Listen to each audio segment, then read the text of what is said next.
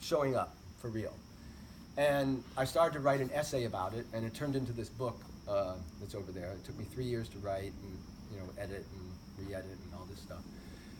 And so what I want to do is present this, and what I believe I'm presenting, and this is how I'm devoting my life, is I think I am presenting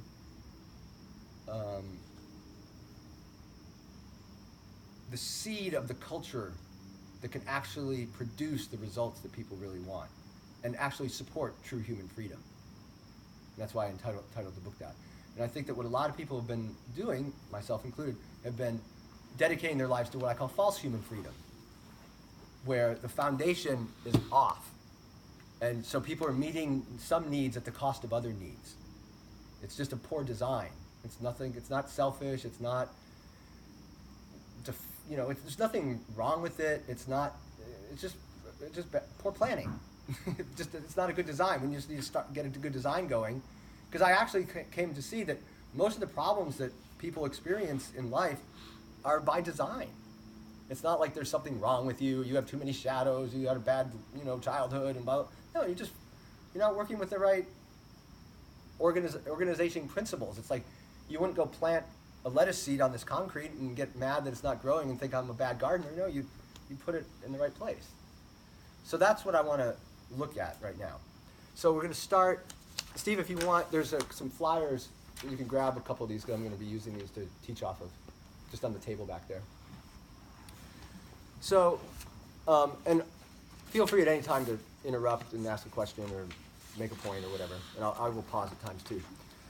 Do you need them? Huh? Do you need the flyers? You don't have them. I'll just watch. Yeah, sure, that'd be great. Okay, can you get two, Steve? 2 sets?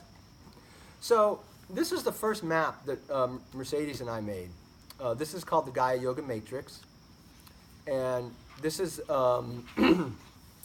The triangle. Yeah, basically, so before I move forward, I want to pause. So how many of you have ever hired an auto mechanic? Okay, those are for David. Yeah. What's the number one thing that you want your mechanic to be able to do? Diagnose the problem. Diagnose the problem, right? Am I right? I mean, yeah, of course you want him to fix it, but Right. What? That's what I want him to do. Right. Yeah, but if he's fixing the Right. tire and That's it the needs first to be... thing I want him to do. Exactly. So maybe that's the thing. What's the first thing you want your auto mechanic to be a master at? Is diagnosing the problem. Be trustworthy. Right. So let me just backtrack slightly. So this is going back to this thing about wholeness itself and balance itself. So imagine I'm jogging. Okay, there's this thing that I call the silence of needs being met. This is a combination of a nonviolent communication principle and an instinctive eating principle. So there's a silence of needs being met. So I'm out jogging, right? Everything's just fine. Where's my attention? I'm out in the enjoyment, right? It's outward. Yeah, it's outward, right? I'm just enjoying everything. Maybe my breath too, but and then all of a sudden, oh, my knee. Ow, oh, my knee hurts. Oh, maybe I can keep going. Oh, my knee. Okay. Oh, no, did I break it, or is it a sprain, or is it just swollen, or is it just, maybe, is it connected to my, all of a sudden I'm like, right? You're driving in your car, right? Everything's cruising. You're cruising, tops down. All of a sudden the car stops working. Well, what do you want to know? You want to know why it's not working, right? Now, how many words are there for a healthy body or a car working? How many words are there for working car? Many. Give me some. Functional. Functional? Operational. Okay, right. But basically, okay, give me some words for not working car. Dysfunctional. But Not moving. the carburetor's out. The alternator's not working. I have a flat tire. I'm out of gas. The starter's not working. The hose is busted. There's a seal. The valve's damaged. The valve, right. There's a million different words for it's not working. I have an inflammation of the lower antiphloglottis, right? There's all sorts of disease words. There's only one word. I'm feeling good. I'm healthy. I mean, there's a couple words, but they're basically the same, right? They're just, because that means the wholeness is going, right? Things are balanced, integrated, and whole. I'm gone. Oh, okay. So that's all there is.